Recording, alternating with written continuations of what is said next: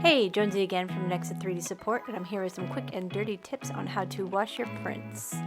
Alright, be sure to wear your protective gloves and fill your wash container with solvent. We recommend 98% isopropyl alcohol. I thought that I gave you a good look at the wash container, but I guess I didn't, so I'm using a bit of movie magic here to show you how much solvent should be in there. The belly of the basket should be completely submerged. Once the wash bucket is filled to the appropriate level, you can go ahead and pile your printed parts on into that basket and use the handles to lower them into the solvent bath.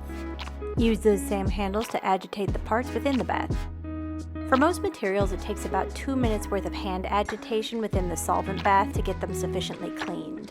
It may take a little bit longer if you're using a lower concentration of isopropyl alcohol. We recommend 98%, but 90% will work if that's all you can get. You can also use XClean, but that will require a second rinse with water. Alrighty, these are looking pretty good, so we're going to go ahead and move on to the post-cure. I will see you in the next one.